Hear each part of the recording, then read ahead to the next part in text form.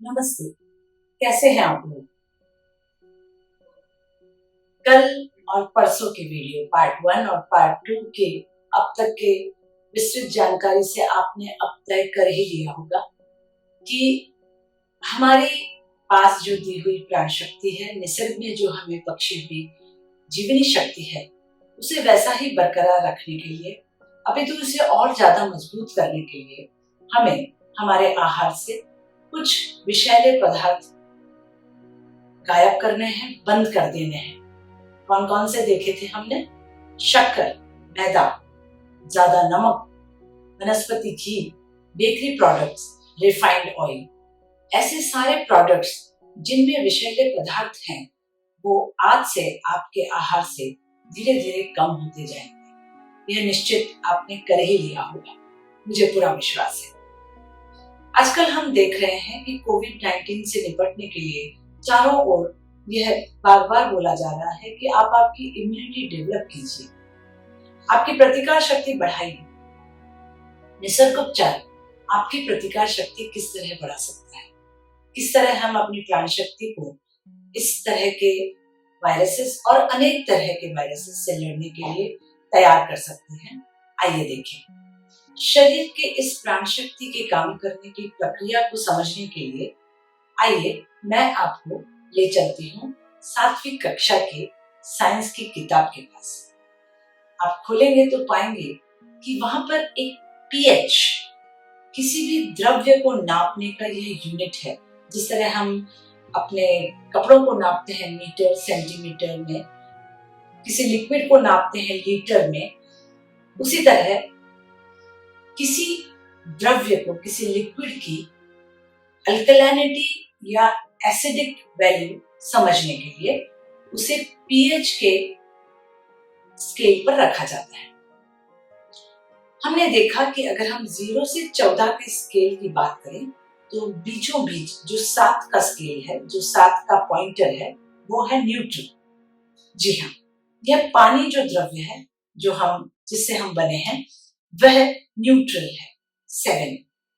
लेकिन अगर आप हमारे शरीर में बसे हुए बाकी के द्रव्य देखेंगे, खून है, उसका पीएच भगवान ने 7.35 टू 7.5 इस तरह की रेंज में निसर्ग ने बनाकर भेजा है। अब यह जो पीएच का स्केल है, यह जो पीएच की रीडिंग है, इस ब्लड के बारे में क्या दर्शा रही है? यह ब्लड आपका अल्कलाइन है, क्योंकि 0 से 7 जो रीडिंग है वो एसिडिक वैल्यू की रीडिंग है। 7 से 14 की रीडिंग्स है, वो अल्कलैनिटी, क्षारीयता की रीडिंग है। आपका ब्लड 7.35 से 7.5 के बीच में होना चाहिए, उसका पीएच 7.3 और 7.5 के बीच में होना चाहिए। इसका मतलब आपको निसर्ग ने अल्कलाइन करके भेजा हुआ है। अब हमें देखना है कि अगर हमारा यह शरीर 50% से भी ज्यादा लिक्विड फॉर्म में बना हुआ है, तो हमें अपने बॉडी को ज्यादा से ज्यादा अल्कलाइन करना है। क्यों करना है अल्कलाइन?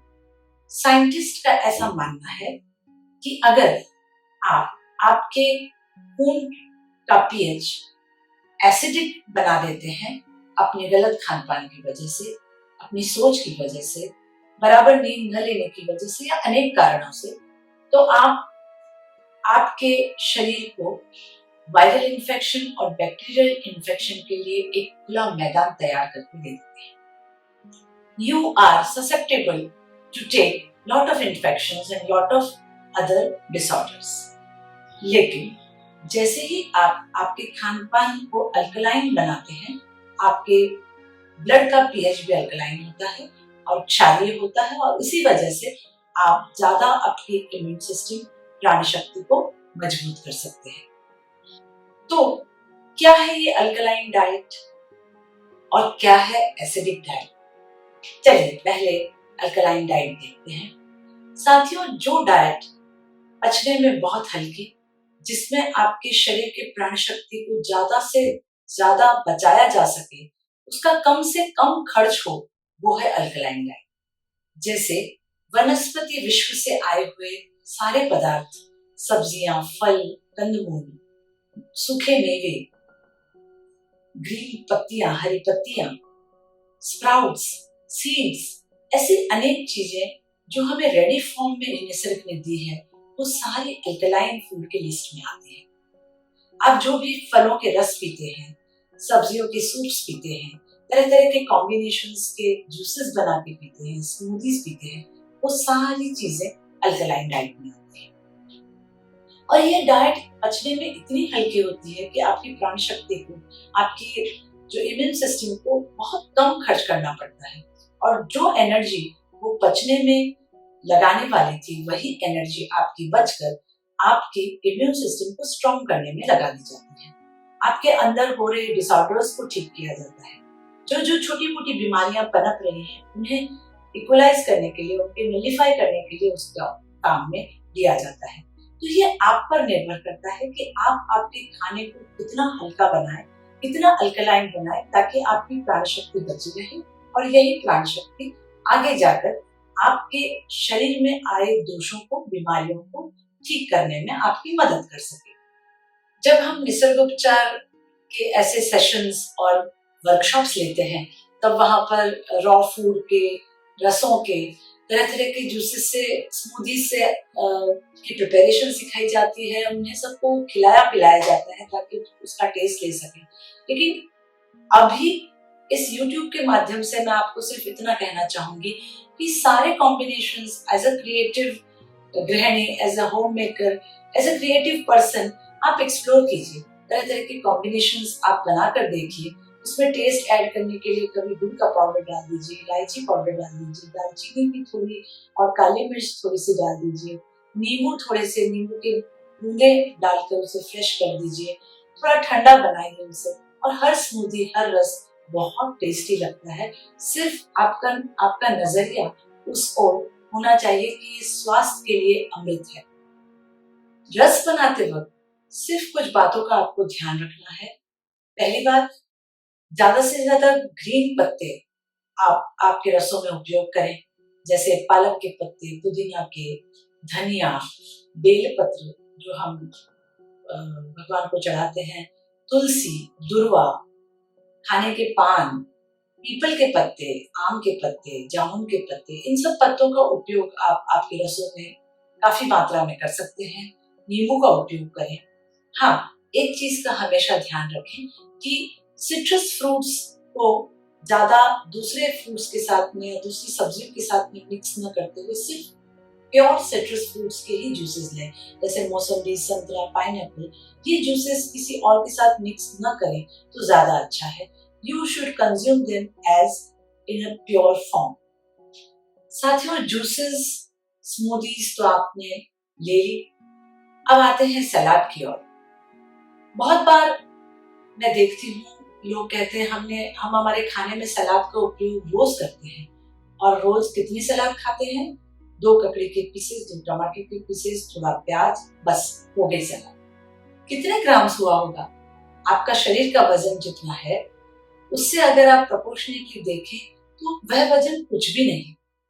सलाद नियर अबाउट, कच्चा सलाद, रॉ सैलेड आपके शरीर में करीब करीब 250 से 300 ग्राम, एक औसतन वजन के इंसान के पेट में 250 से 300 ग्राम आपके पेट में रॉ सलाद जाना चाहिए। उसके कॉम्बिनेशंस कुछ भी हो सकते हैं, जो आपकी पसंद की सब्जियां हैं उसमें डालिए, थोड़ा काली मिर्च, चाट मसाला, नींबू निचोड़ दीजिए, नमक कम से कम उपयोग करते हुए ऐसा टेस्टी सलाद बनाइए कि आपको रोज टेम्पटेशन हो कि आज खाने के पहले मुझे कौन सा सलाद खाना है। अगर समय रहा और मौका रहा तो हम रॉ सलाद के ऊपर भी ऐसी ही सीरीज निकाल सकेंगे। लेकिन जब तक हम यह सीरीज निकालें, आप खुद भी क्रिएटिव होकर अपने फ्रिज को खोलिए और तरह तरह की सब्जियां निकाल कर, उनको किस कर, बारीक काट कर, अच्छी तरह से मिक्स करके उसमें कुछ ड्राई फ्रूट्स मिलाइए, कुछ सीड्स मिलाइए, कुछ मसाले मिलाइए, और टेस्टी सैलेड अपने खुद के लिए तैयार कीजिए। लेकिन उसका कंजम्पशन नियर अबाउट 200 से 300, 250-300 ग्राम तक आपको करना है। मुझे पूरा विश्वास है कि जैसे ही आप इन रसों का उपयोग, सलाद का उपयोग, स्मूदीज का उपयोग और ओवरऑल अल्कलाइन फूड का उपयोग आपके आहार में बढ़ाएंगे, आपको आपके एनर्जी लेवल में फर्क महसूस होगा, पेट साफ होने की प्रक्रिया में आपको बहुत अच्छा महसूस होगा, हल्कापन लगेगा, दिन भर आपको खुश रहने में, उत्साहित रहने में पूरी तरह मदद होगी।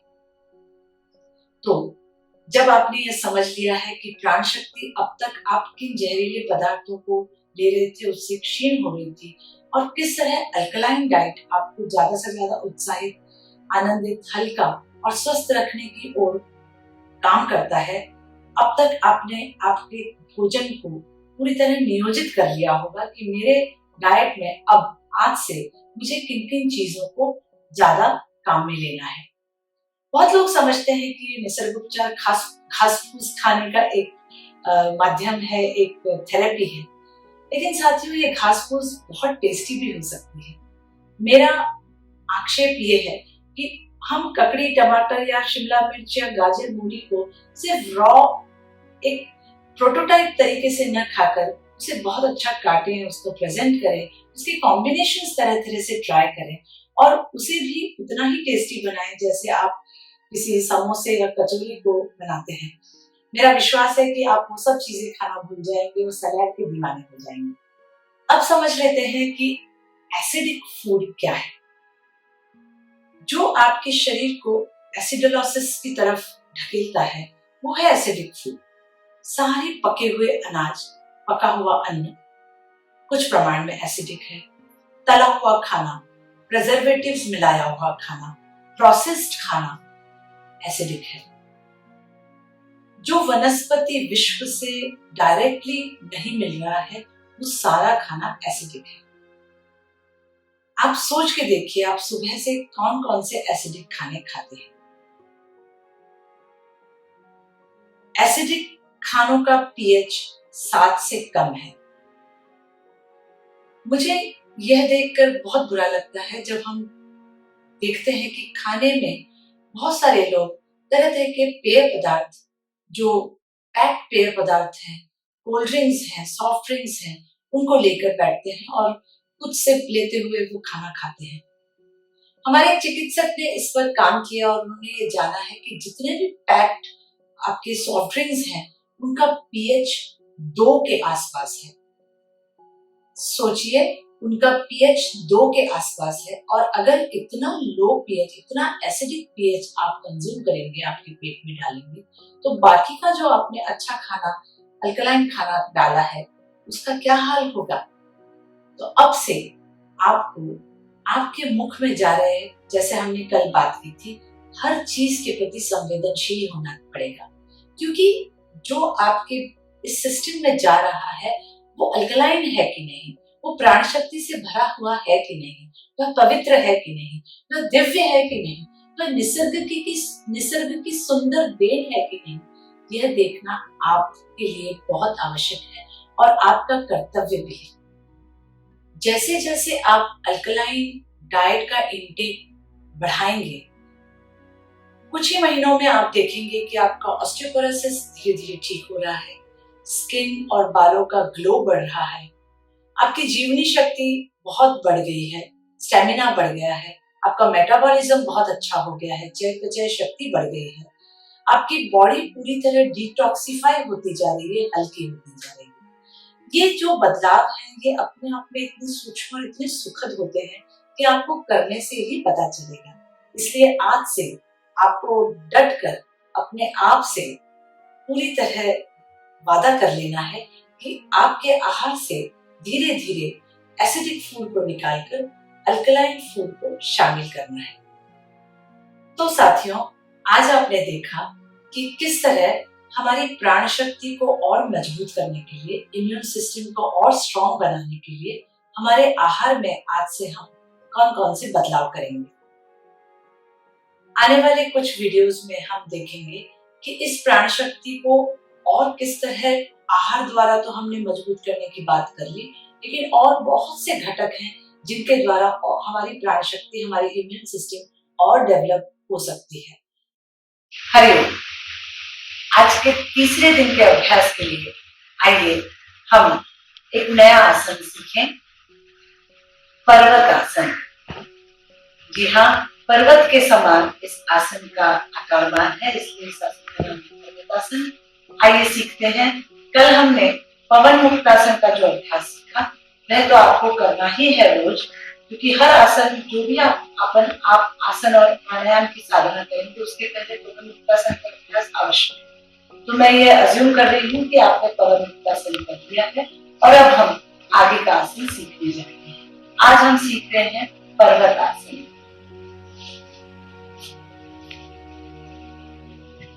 विधिवत पद्मासन में बैठना है। पद्मासन इस तरह डाला जाता है। अगर किसी को पद्मासन में तकलीफ है, घुटनों की कोई तकलीफ है, तो वह अर्ध पद्मासन डाल सकता है। अगर अर्ध पद्मासन भी संभव नहीं तो वह सुखासन में इस तरह बैठ सकता है।